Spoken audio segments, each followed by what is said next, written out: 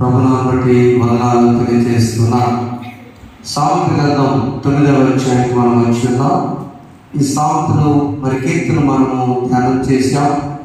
150 కీర్తనలు అయిపోయినాయి. మరలా 45వ నాకు ఏంటంటే ఇది 190 కీర్తనలు అయిపోయినట్టు కదా.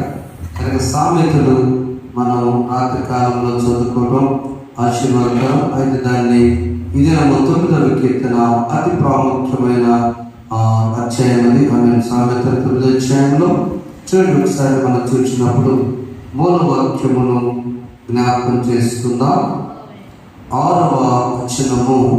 ఇక తెలివి 5 చదువుకుందాం. వచ్చి నేను సిద్ధపరిచిన ఆహారము భుజించుడి, నేను కలిపిన ద్రాక్షారసము పానము చేయుడి.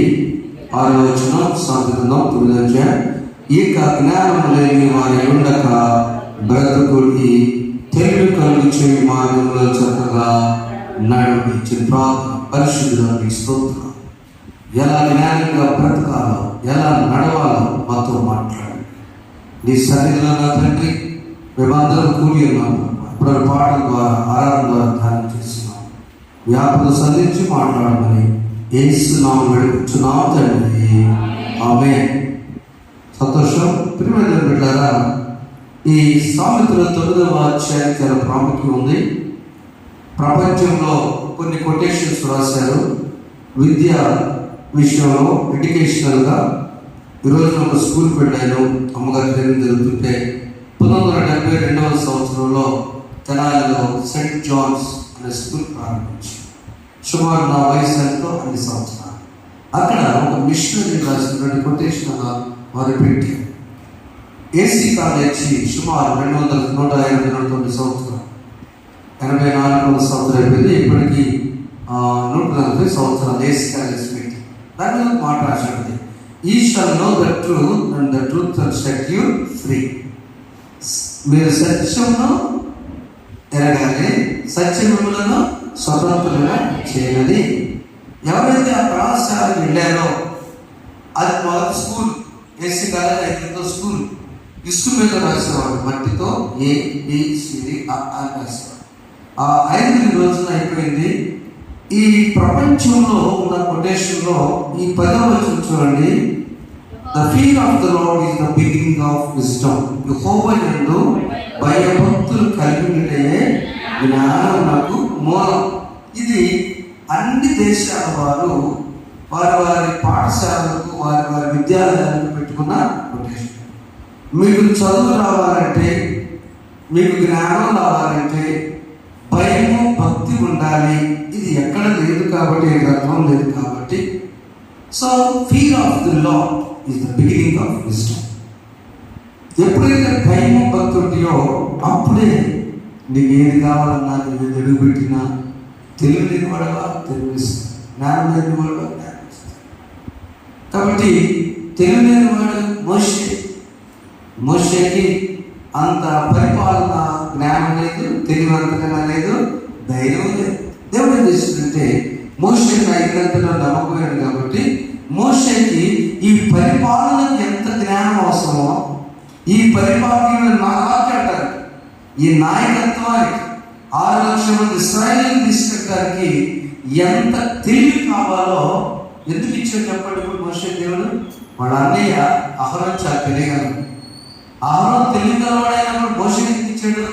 నేను అనుకుంటున్నాను, మోషే కంటే అహరోనుకి భక్తి తక్కువ, భయం లేదా.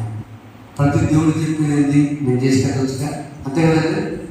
మోషే ఏం చేస్తున్నాడు? సమస్య వస్తే మోషే ఎర్ర సముద్రం అయితే ఏం చేశాడు? పైకి చూశాడా? ట్రై చేయడం లేకుండా ఉన్నాడా? చెప్పండి ఒకసారి. అది భయము భక్తి అంటే నాకెందుకు బాధ? నేనాదని అడిగింది, నేనా జనాలు తీసుకున్నాను, నేను ముందే చెప్పాను అయ్యా నా వల్ల కాదు. భయము భక్తిము.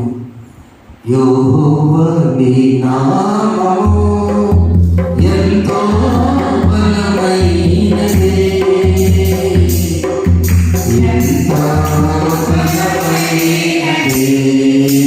యెహోవా నీ నామము మోషే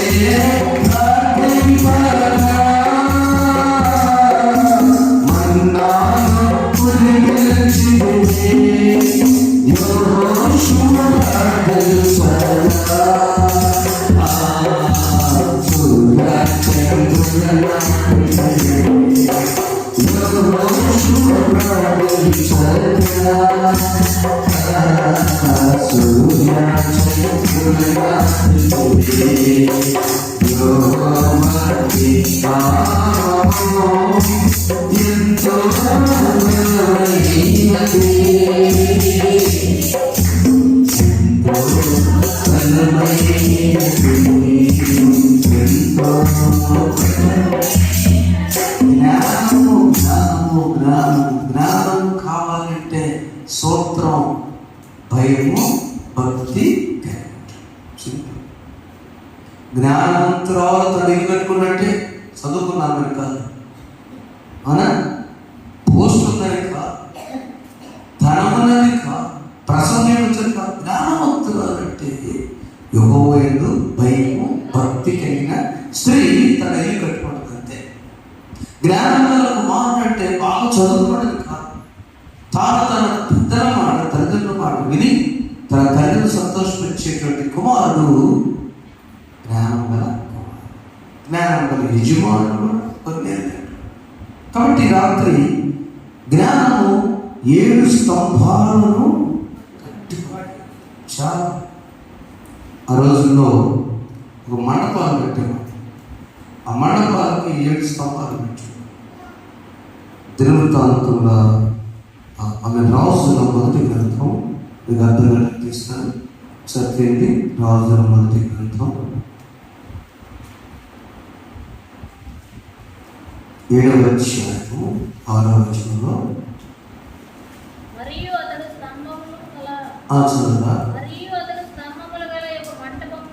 స్తంభములు గల ఒక మంటపమును కట్టించెను. దాని పొడవు 50 మూరలు, వెడల్పు 30 మూరలు.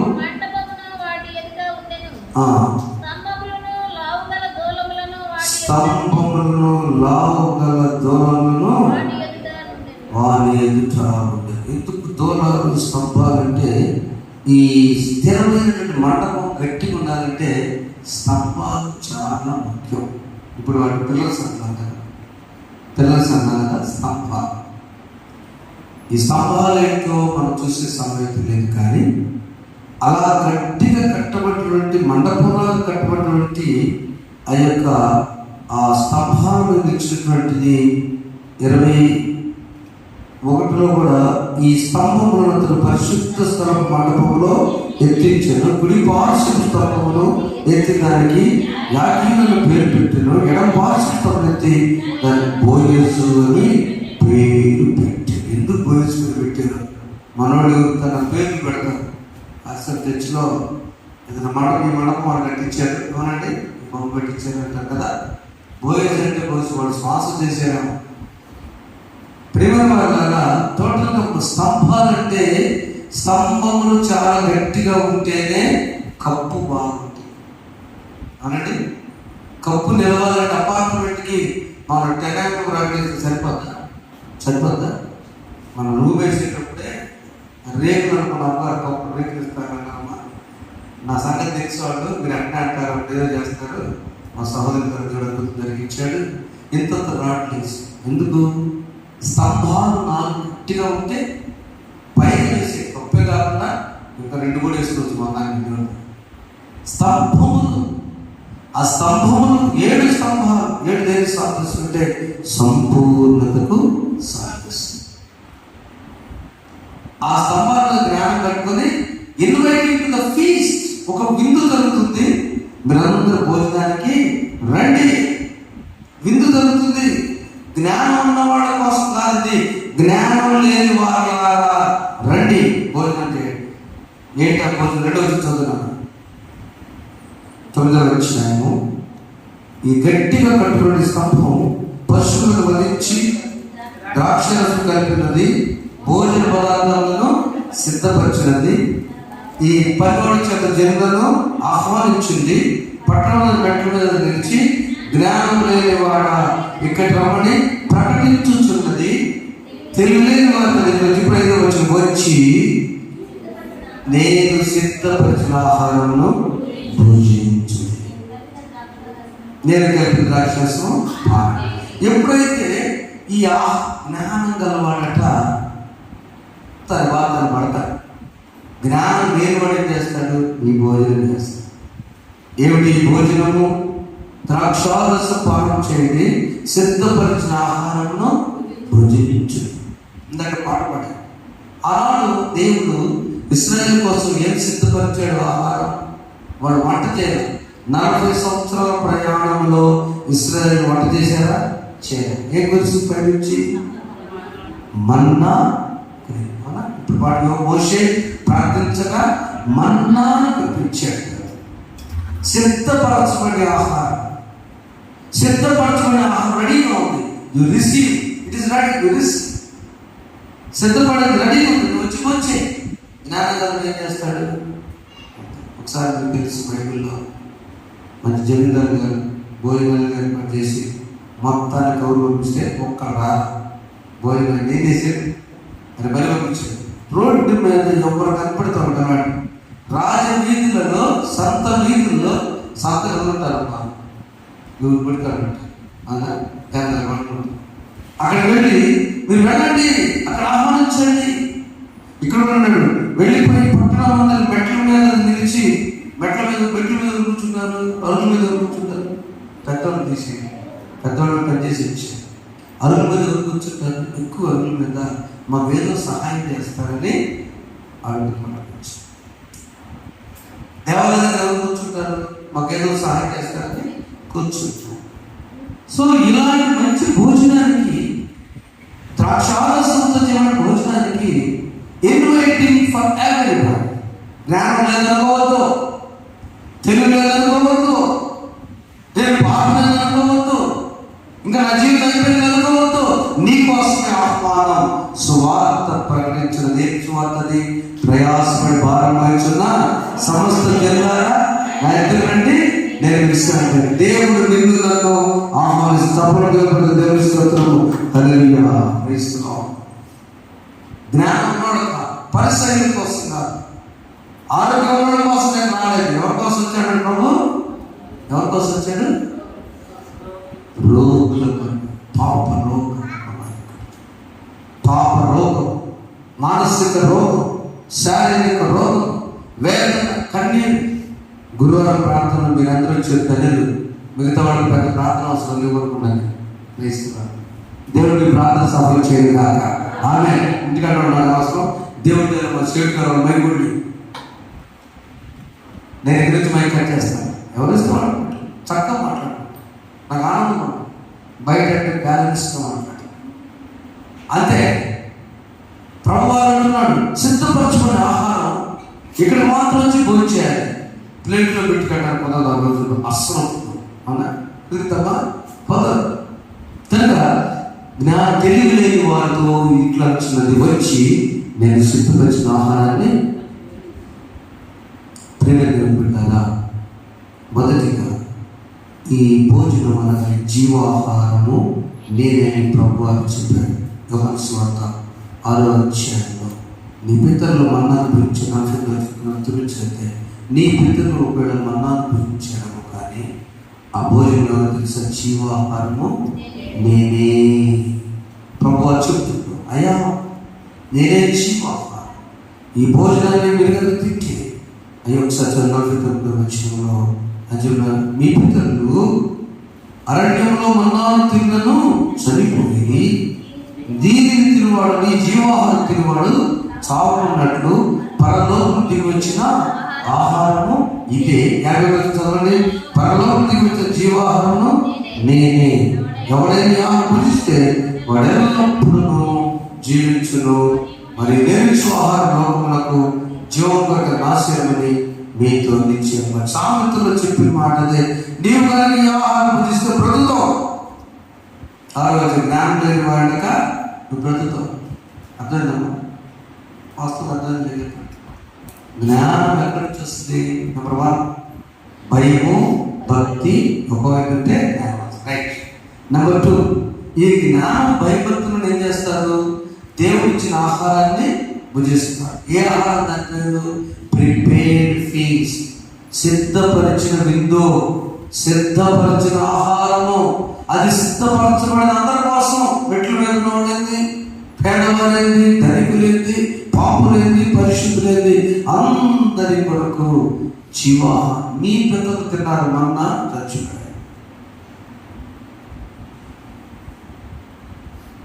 ఈరోజు ఆరోగ్య పరిస్థితి బాగా ఎక్కువ అనారోగ్యం చూస్తాను. వారి బయటికి చాలా బాగున్నాం. హెల్తీ నుంచి వచ్చాడు ఆయన, చాలా మంచివాడు, సహోదరుడు, చాలా కాముకుంటారు. మరి పాప బర్త్డే ఇన్వైట్ చేసి వెళ్ళకపోతే తండ్రి ప్రార్థన చేస్తే మాట్లాడతాను అన్నయ్య. మేము పైకి చాలా నీట్గా ఉన్నాడు ఆయన, మంచి కారు అనుకున్నాడు. సార్ మేము పైకి వెళ్ళామని లోపల కొంచెం అనారోగ్యం ట్రైన్ చేయాలి. మీరు ఎక్సర్సైజ్ బాడీ కదండి. ఏం ఎక్సర్సైజ్ సార్? గాడ్స్ గ్రేస్ ఉంటుంది తప్ప. అవునా? కూర్చుంటా చాలా నీట్గా ఉన్నాడు. అమ్మ మీరు కూడా చాలా జాగ్రత్త టైం కాదండి. ఏంటి ఇక్కడ? యెహోవా కృపగలవాడు, యెహోవా జ్ఞానమిచ్చువాడు, యెహోవా బ్రతికించువాడు. ఆలోచన కదా. ఇక జ్ఞానం లేని వారే ఉండగా బ్రతుకుని తిరిగి వచ్చే మార్గంలో చక్కగా నడుడి. ఏ మార్గం ఉంది? మత్తయి సువార్త 7వ అధ్యాయంలో 13-14 వచ్చిన ప్రభువు చెప్తున్నారు, మీ జ్ఞానానికి మంచి లేకపోతే ఆహారం తినాలి. ఆహారం తినవాడు ఏంటంటే మంచి మార్గంలో నడవాలి. దుష్టుల ఆలోచన నడవక, పాప మార్గం విలువక, అపాసం కూర్చుండగా, యెహోవా ధర్మశాస్త్రం ధ్యానించు, దివారం ధ్యానించు, దాన్ని ధ్యానించేవాడు ధన్యుడు. ఎట్లా ఉంటాడు ఆయన? నీటిగా నాటబడితే ఆకువాడక తన కాలం. ఎప్పుడు నీ రూట్ మారినప్పుడు, నీ రూట్ మారాలంటే నువ్వు ఎంతకాలం అట్లనే ఏదో చదువుకొని వెళ్ళి ప్రార్థిస్తుంటే జ్ఞానం తెలియగలవన్నాడు. మత్తయి సువార్త ఇరుకు మార్గమున ప్రవేశించుడి.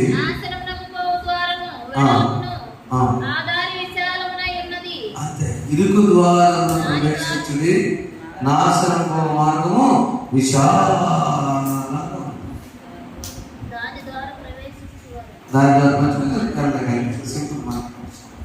ఇరుకు ద్వారమున ప్రవేశించు. కష్టముల ద్వారం అనిపిస్తుందా? దేవుని నమ్ముకున్న విశ్వాసిని, యేసు ప్రభువును అనుసరించిన వారందరూ కూడా వారికి ప్రతి ఒక్కరికి ఒక ఇరుకు మార్గం ఉంది. యేసు ప్రభువుని, దేవుని ధ్యానం చేసిన అన్న 84 సంవత్సరాలు వైవాహిక జీవితం, 7 సంవత్సరాల పెరుగుడితో కాపురం, 84 విధురాలుగా ఇరుకు మార్గం. విశ్వాసం. శిష్యులందరూ కూడా యేసు ప్రభువును నమ్మిస్తే బాగుంటారు, కానీ వారికి బ్యాక్ బ్యాలెన్స్ లేవు. తినదన ఆహారం, తినదన గండం. ఎప్పుడు ప్రభువును చంపుతారో ఆయన ప్రభువును చంపుతారు. ఇరుకు మార్గమే.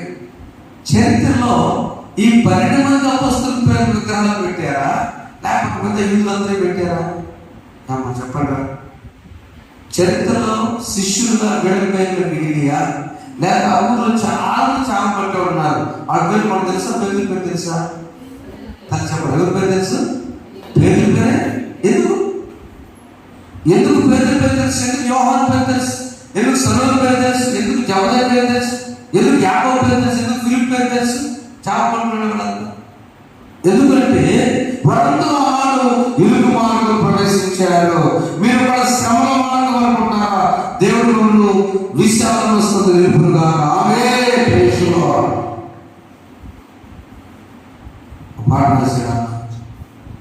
ప్రభు దయాళుడు, ఆయన కృప నిరంతరముండును.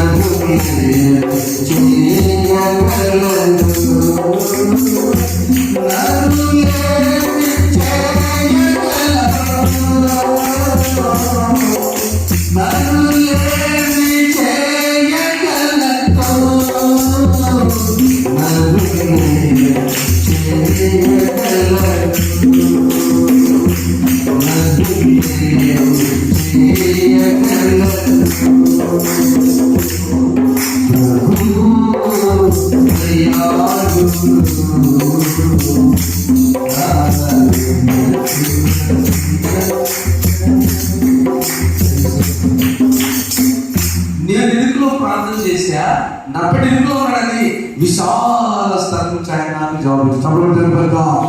దేవుడు విశాల స్థలం ఉన్న దేవుడు ఇరుకులో ఉన్నట్టు ప్రార్థన విన్నాడు. రమేష్ చెప్పాడు, నేను బాధ వచ్చినప్పుడు ఇంట్లోకి వెళ్ళి తలుపు వేసుకుని ప్రార్థన చేసుకో. జ్ఞానం కావాలంటే నా ఆహారాన్ని భుజించే కదా మొత్తం మాట. స్తంభాలతో కట్టబడిన 7 స్తంభాలతో కట్టబడిన జ్ఞానం రెడీ ఉంది.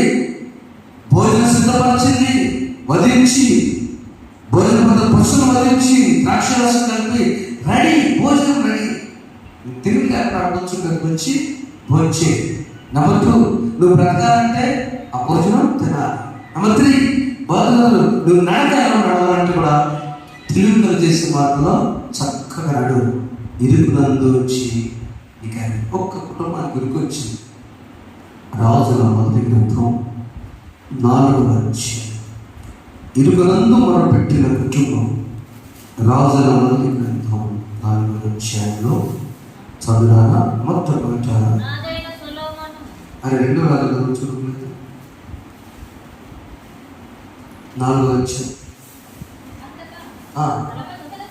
రాజుల 2వ గ్రంథం 4వ మొదలు చదువురా. ఒక భక్తి కలిగినటువంటి కుటుంబం. ఆ కుటుంబం భార్య, భర్త, 2 బిడ్డలున్నారు. ఆ యజమాని ఆ మంచి ఎలీషా ప్రవక్త దగ్గర చాలా నమ్మకం ఉండేవాడు. ఆ కుటుంబంలో ఇరుకు పరిస్థితి వచ్చింది. ఆ పరిస్థితి వచ్చినప్పుడు జరిగిన సంఘటన మిమ్మల్ని ఆశపడుతున్నా చూడాలి.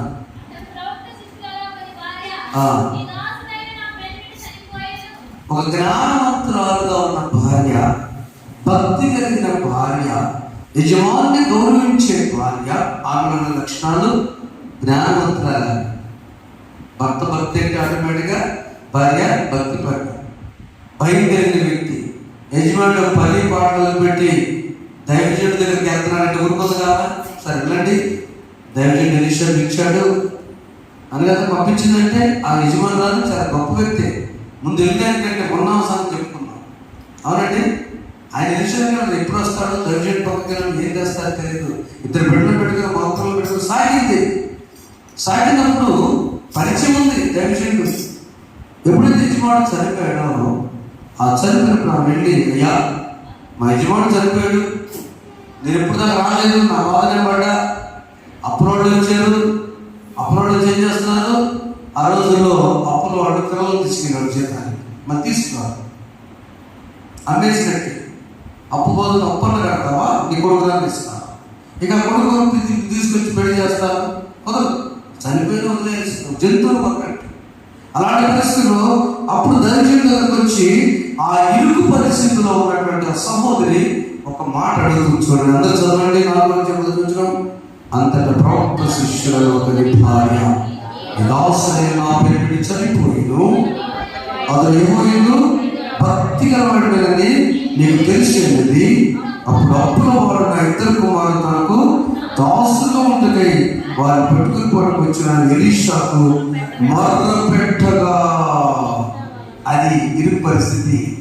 ఆయన దగ్గర చెప్పుకుంటుంది, ఏడుస్తుంది. అప్పుడు వచ్చారు, అయ్యా అప్పుడు వచ్చారు. నా భర్త గురించి మంచి స్టేట్మెంట్ ఇచ్చింది. ఏమిచ్చింది? నా భర్త భక్తి గల వాడు, నా భర్త జ్ఞానం గలవాడు. భక్తి కనబడగా జ్ఞానం గలవాడు. ఒక జ్ఞానవంతురాలు తన భర్త గురించి చెడు చెప్పదు. ఒక జ్ఞానవంతుడు తన భార్య గురించి చెడు చెప్పకూడదు. ఒక జ్ఞానవంతుడు కుమార్తె వాళ్ళ నాన్నగారి గురించి అమ్మగారి గురించి చెడు చెప్పకూడదు అని చెప్పిందా?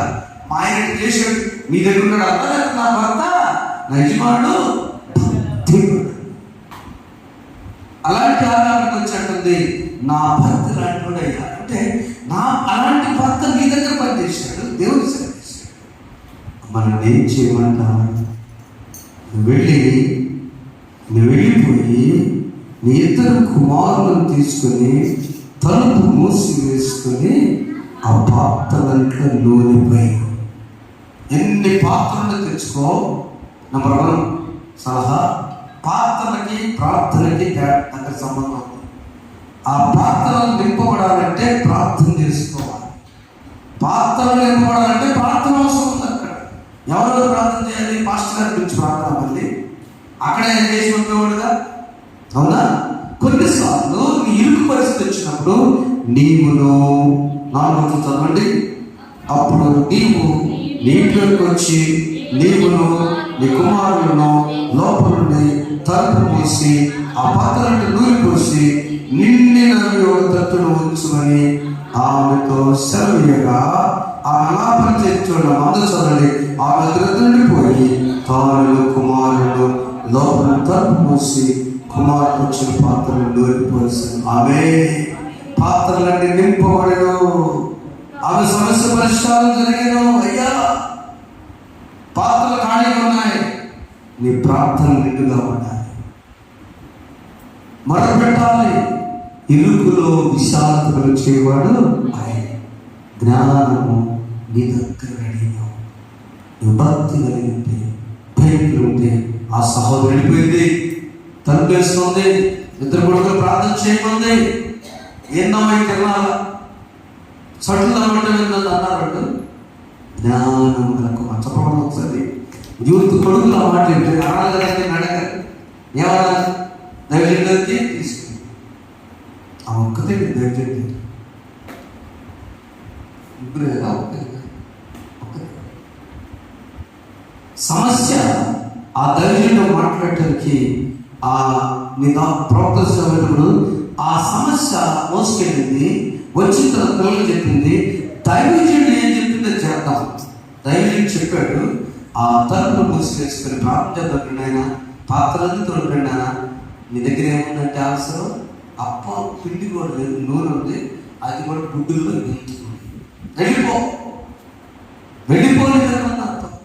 ప్రియమైన సంఘమా, దేవుడు పెట్టారా ఈరోజు ఒక జ్ఞానవంతురాలైనటువంటి ఆమె భార్య, జ్ఞానవంతులైన భర్త జీవితంలో సమస్య వచ్చినా మరణం వచ్చినా ఆమె తన బిడ్డలు కూడా జ్ఞానవంతులుగా పెంచింది. కాబట్టి టోటల్ గా ఫ్యామిలీ మొత్తం కూడా దేవుని యొక్క భయం భక్తుల కుటుంబం. కాబట్టి ఆ కుటుంబంలో ఇరుకు పరిస్థితి వచ్చినా ఆ పరిస్థితి దేవుడు ఏం చేశాడు? చెప్పండి, మీరు చెప్పండి. దేవుడు ఏం చేశాడు?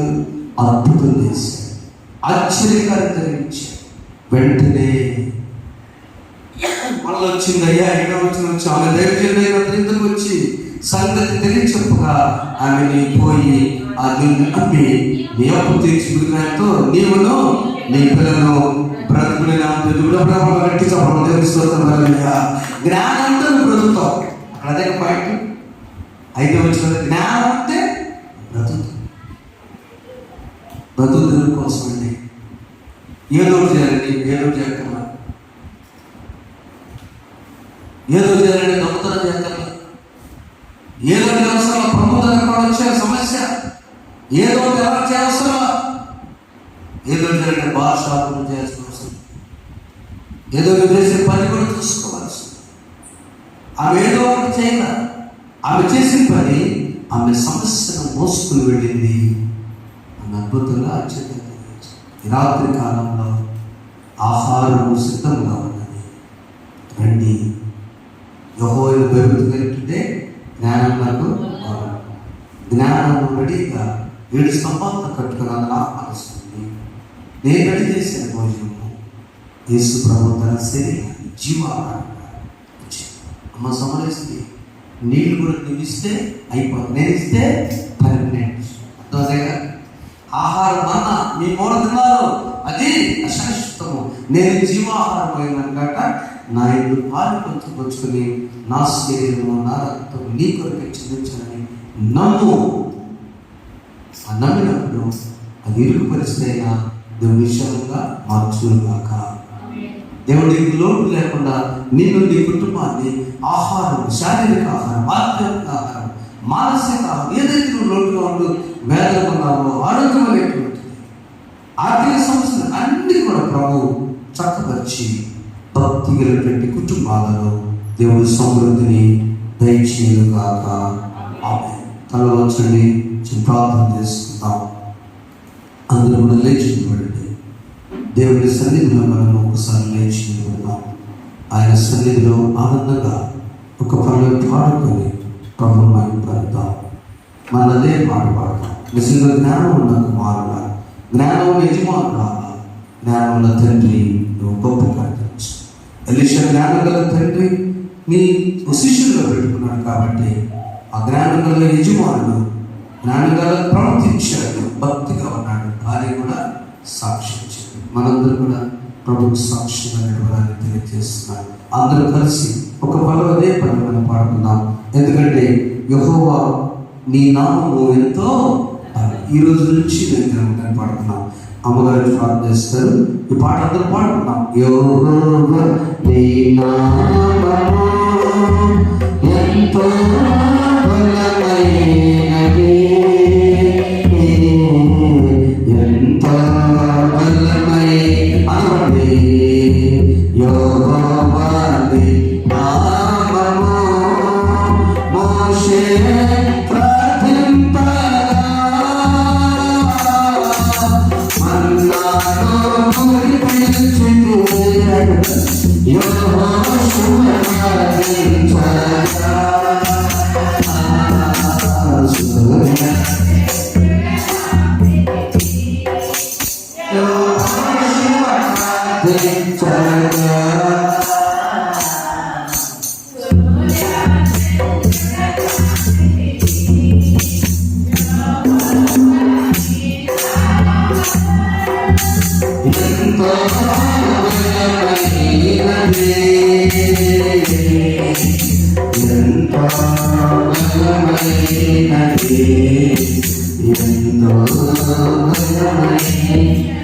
సింహాలు లాంటి గుహలో సమస్యలు అనుకున్నావా? ఇరుకు మార్గమా? సింహాలు వదిలేస్తే బాగుందా? దాన్ని ఏం చేశాడండి? ప్రార్థన చేసి. ఇందాక సహోదరి చేసి బిడ్డలు పెట్టుకొని తలుపు వేసుకొని ప్రార్థన. పాత్రలు ఉన్నాయి, ప్రార్థన. నీ యొక్క సమస్య పరిష్కారం ఉంది. పరిష్కారం లేని సమస్యలు ఏమి లేవండి లోకంలో. సెంట్ జాన్ స్కూల్ డైరెక్ట్గా చెప్పేటి మాట. మన పితరులు విశ్వాసం చేసేది సార్, మనం జస్ట్ కట్టుకుని వెళ్తాం అంతే. ప్రార్థన, విశ్వాసం, దాని ద్వారా మన కుటుంబాల పరిష్కారం ఉంది. సమస్యలు ఎన్నున్నా పరిష్కారం కూడా దేవుడు అక్కడ చూపించారు. పాత్రలు ఉన్నాయి, ప్రార్థన చేయి, నింపుదల వచ్చును గాక. ఆమె ప్రార్థన చేస్తున్నారు. వచ్చండి, మోకరించండి. మిగిలిన వారు మాత్రమే నిలబడండి. మోకాళ్ళ దగ్గర మనం ప్రార్థన చేసుకుంటాం. స్తోత్రం, స్తోత్రం, స్తోత్రం, స్తోత్రం. ప్రభావం వ్యక్తిగతంగా ఒక నిమిషం అందరూ ప్రార్థన చేస్తారు. అమ్మగారు ప్రార్థన చేయకుండా అందరూ ప్రార్థన చేస్తారు. మా ఇంట్లో ఏ ఇరుకులతో అయినా, ఆర్థిక సమస్య, అనారోగ్య సమస్య, విద్యాభ్యాస విషయమా, సెటిల్ గారి ఉద్యోగాలైనా, ఇంకేమైనా ఇరుకులతో, సంతాన విషయమా, ఏదో ఉంటుంది. ఖచ్చితంగా పరిష్కారం దేవుడు ఇచ్చి ఉన్నాడు. జ్ఞానము ఘోషిస్తుంది, జ్ఞానం వ్యవస్థ కట్టుకుంది, విందు చేసింది, తెలియని వాడికి రమ్మంటుంది. నువ్వు తెలియలేని వాడు ఆ తెలియలేదనవా, పాపి వాడికి రమ్మంటుంది, ఆహ్వానిస్తుంది. కమ్ నిర్జాయ్ ప్రార్థన చేస్తున్నాం. మమ్మల్ని ప్రేమించిన తండ్రి, స్తోత్రం స్తోత్రం స్తోత్రం నాయనా నీకు మరొక గురువారం జ్ఞాపన ప్రార్థనలో ప్రభా మా బిడ్డలందరినీ నడిపించి తండ్రి ప్రభా ఎంతో మేలుకరమైనటువంటి ఆధ్యాత్మికమైనటువంటి ఉపదేశం మీరు మాకు నిర్మించాలంటే మీకే స్తోత్రములు స్తోత్రములు స్తోత్రములు ప్రభా. నిజమే తండ్రి, ఇక జ్ఞానం లేని వారుగా ఉండొద్దని కనిపించారు తండ్రి, తెలివి లేని వారిగా ఉండొద్దని దేవా తండ్రి, మీరు కలిపినటువంటి మీరు సిద్ధపరిచినటువంటి ఆహారం పానను భుజించమని సెలవిచ్చారు తండ్రి. స్తోత్రము ప్రభా. దేవా తండ్రి, మీ యొద్దకు వచ్చి ప్రభా మీరు సిద్ధపరిచిన ఆహారాన్ని భుజించలేదు ప్రభా, మాకు తగిన జ్ఞానం దయచేయమని ప్రార్థిస్తున్నాము. అలాగే మాత్రమే మీరు సిద్ధపరిచిన దేవాన్ని పానాన్ని మాత్రమే ప్రభా దేవా తండ్రి మేము రుచి చూచి తండ్రి మిమ్మల్ని ఎరుగునట్లుగా మీకు భద్రపరచండి తండ్రి. స్తోత్రములు ప్రభా. నిజమేనా తండ్రి ప్రభా, ఇరుగు మార్గం ప్రవేశించమని సెలవిచ్చారు తండ్రి ప్రభా. ఇరుగు మార్గంలో మా తండ్రి మేము పయనించి మీ వైపే చూస్తూ నా తండ్రి మీరు ఇచ్చినటువంటి జ్ఞానాన్ని పొందుకొని ప్రభా, జ్ఞానం లేని వారిగా ఉండగా ప్రభా దేవా తండ్రి మీద భయభక్తులు కలిగి మీరు ఇచ్చే జ్ఞానం పొందుకున్నట్లు మీకు భద్రపరచండి దేవా తండ్రి. యాజకుల మాట విని మా తండ్రి ప్రభా కుటుంబంలో లోటుపాట్లు సాధించుకున్న స్త్రీల వలె ప్రభా దేవా తండ్రి మేము కూడా నా తండ్రి మీదకు వచ్చి మీ మాటలు విని ప్రభా దేవా తండ్రి మా కుటుంబాలలో అనేక లోటుపాట్లు సాధించుకున్నట్లుగా మీ కృపలను భద్రపరచమని ప్రార్థిస్తున్నాము తండ్రి. మీకు స్తోత్రములు ప్రభా. దేవా దేవా తండ్రి 40 సంవత్సరాలు ప్రభా ఇశ్రాయేలు మా తండ్రి ప్రభా దేవా దేవదూతలు తినేటువంటి మన్నా ఆహారంతో తృప్తిపరిచిన తండ్రి ప్రభా దేవా తండ్రి తండ్రి పూరేడు పెట్టెలతో మాంసాహారాన్ని ఇచ్చిన తండ్రి ప్రభా దేవా తండ్రి తండ్రి మీ యందు మా తండ్రి ప్రభా ఎలాంటి లోటు లేదు ప్రభా.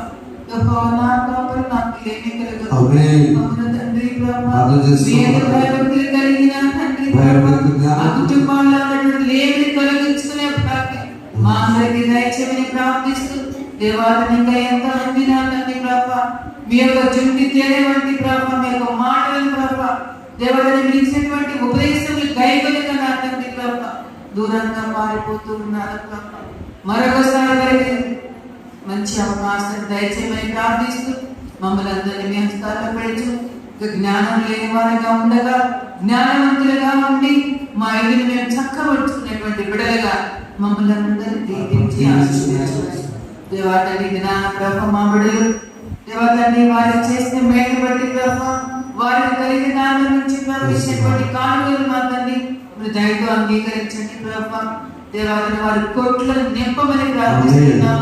వారి కుటుంబంలో సమృద్ధిని దయచేయమని ప్రార్థిస్తూ వారు ఎంతైతే అర్పించారో అన్ని రేట్ల దీవులు వారి కుటుంబాల్లో కలుగు చేయమని నజరేయుడైన యేసుక్రీస్తునామములో అడిగి వేడుకొని ప్రార్థిస్తున్నాము తండ్రి.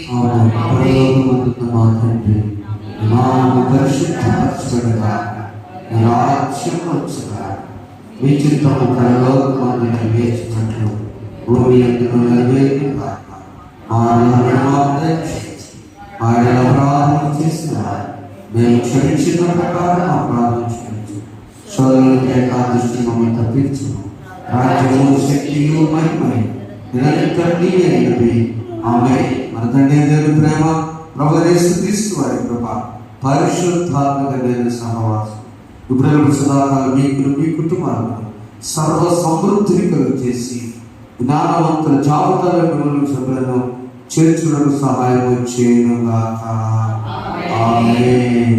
ఎందుకో నన్నెంతగా నీవు ప్రేమించితివో దేవా, అందుకో నా వీర స్తుతి పాత్ర. హల్లెలూయా యేసయ్యా, హల్లెలూయా యేసయ్యా.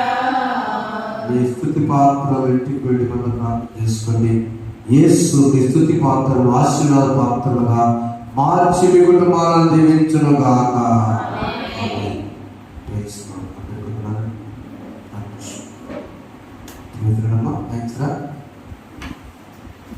ఆదివారం యథావిధిగా 9:30 గంటలకు మీరందరూ నమ్ముతున్నా. అలాగే యవనస్తులు కూడా సమయానికి వచ్చి ఆరాధన పాల్గొని పాటల ద్వారా మైపరిచి 11:30కే మనం ముగించుకుందాం. చక్కగా వచ్చే గురువారందరూ ఒకటి చెప్పండి, వందనాలుగా చెప్పండి. 7 గంటల నుంచి 8 గంటలు మనం ఆరాధన.